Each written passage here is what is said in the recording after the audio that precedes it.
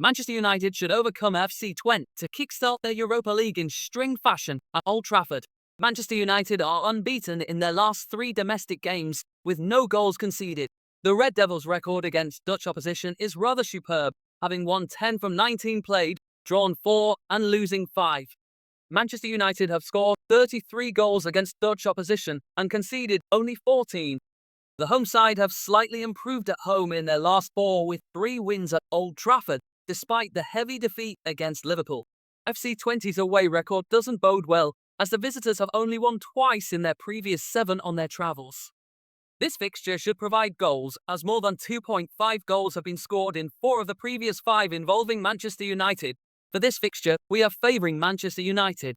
Erik Ten Hag's side will see this competition as a viable route for UEFA Champions League qualification and will want to start well here. The Europa League format this season works in the same way as the Champions League format. There are 36 teams involved in this competition, and each team has an allotted 8 games to play. To qualify for the knockout phase, teams must finish in the top 8 of the league phase. Failing this, if a team would finish between 9th and 24th in the league phase, the teams would be drawn into a 2-legged playoff phase, and from there on the competition would resume like it had done from previous years. Manchester United have another route into any potential Champions League qualification this season, with yet another entry into the Europa League.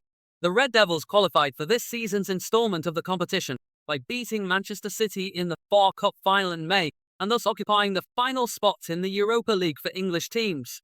The FA Cup win relegated Chelsea to the UEFA Conference League and Newcastle United out of European contention.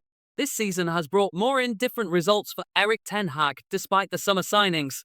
Manchester United began the season with an opening day win over Fulham. However, consecutive defeats against Brighton and Liverpool brought much despair to Old Trafford. The Red Devils bounced back with 2 wins from their previous 3, including a 7-0 humbling of League One's Barnsley in the Carabao Cup. FC Twente finished 3rd last season in the Eredivisie, 4 points clear of AZ Alkmaar. However, they finished 15 points second place Feyenoord in the race for the UEFA Champions League spots. This season, FC Twente have made a solid start to their league campaign with 11 points from 18 available. One of the more notable results for the visitors was their recent 5-0 win over Almere City. The two sides don't have any recent history in terms of recent fixtures against one another. However, Manchester United does possess a relatively strong record against Dutch opposition. The Red Devils' record against Dutch opposition is rather superb, having won 10 from 19 played, drawn 4 and losing 5. Manchester United have scored 33 goals against Dutch opposition and conceded only 14. Manchester United are unbeaten in their previous 3 games with 2 wins and a draw. The most recent match produced a 0-0 draw with Crystal Palace, which would have frustrated the United faithful because of the number of chances Manchester United created. The most recent home game produced an emphatic performance over Barnsley, with goals from Christian Eriksen 2 goals, Alejandro Garnacho 2, and Marcus Rashford 2 and Antonee. FC Twente are in a similar mixed vein of form compared to their hosts Manchester United. The away side have won twice in their previous 5 games, losing twice and drawing once. FC Twente are also on a 3-game unbeaten run in all competitions, with 2 wins and a draw. In their previous 2 games, FC Twente have scored 7 goals across both games. Their previous away fixture brought much success in the 5-0 win over Almere City. Sam Stein was on hand for FC Twente with a brace, which brought his tally to 6 for the season in 6 games. Further goals from Sam Lammers, Ricky van Wolfswinkel and Anas Salahuddin rounded off an impressive victory for the Dutch side, considering the last time Erik Ten Hag left Selhurst Park with his job under intense scrutiny. This was a much more reassuring visit to the home of Crystal Palace.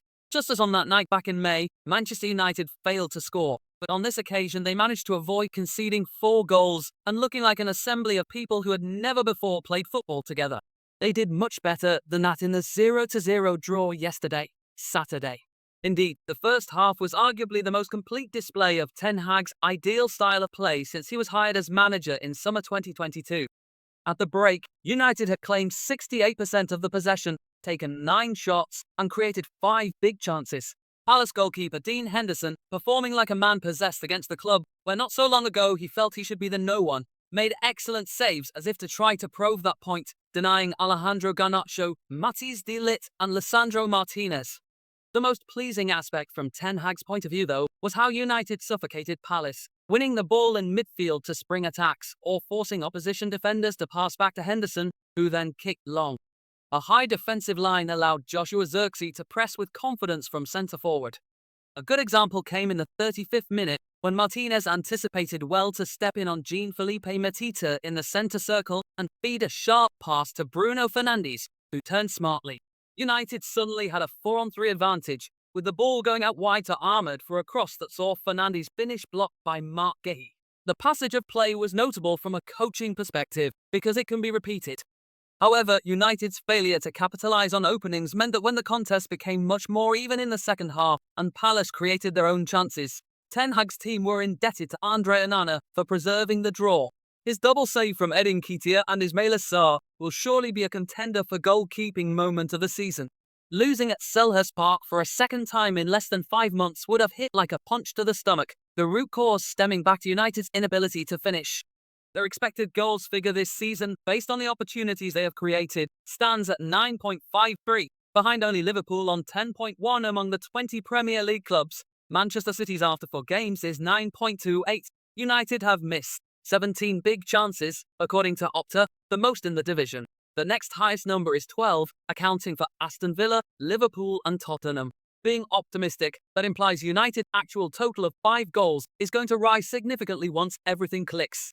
Being pessimistic, it emphasises doubts that they possess players ruthless enough to bring about an upturn on 58 and 57, the total number of goals scored by United in the past 2 Premier League campaigns.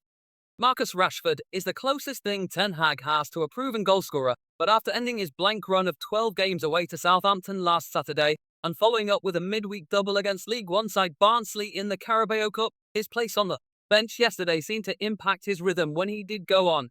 Before kick-off, Ten Hag said his team needed rotation, and afterwards, unprompted, set his sights on those in the Sky Sports studio broadcasting the match live in the UK. Presumably having been briefed on former England international turned Sky analyst Jamie Redknapp suggesting something has gone on that we don't know regarding Rashford's omission, Ten Hag responded, "Already the speculation. Some pundits. That's crazy. I would almost say as a person you are not okay when you bring up such speculation if you don't know what's going on. I am very happy with Marcus." The point Ten Hag is making is that United should be able to rotate players without it becoming a focus of attention or suspicion, in the same way Manchester City or Liverpool can tweak their lineups with little scrutiny. It does feel like Ten Hag now has a squad with good coverage of quality, and it could be argued the matchday 20 he selected at Selhurst Park is the strongest he has had at United. All 9 players on the bench were experienced professionals, a stark contrast to that previous match at the same stadium when Ten Hag was forced to name 5 academy players and 2 goalkeepers as substitutes. Midfielder Casemiro and a half-fit 36-year-old Johnny Evans played centre-back in that 4-0 defeat. This time, they were both on the bench and left unused. Instead, on went Rashford, Rasmus Højlund and summer signing Manuel Ugarte, players who could all be considered regular starters as this season unfolds. Ten Hag wants to be able to make changes within games and week to week without a drop-off in quality. But those changes saw United lose impetus and a sense of control. Zirkzee had not looked like scoring, but he was linking play nicely, as were Christian Eriksen and Ahmed, who were also replaced. Removing 3 technical protectors of the ball gave Palace a foothold. "It's so different now because we can work on the team, we can build in structures on the training pitch," Ten Hag said afterwards. "We can get some consistency in selection. You hope that they have an impact, fresh from the bench when the opponent is tired." But to be fair, the approach of the opponent changed second half. More aggressive, also tactical, they closed much better in midfield areas, so it was more difficult for us to create chances.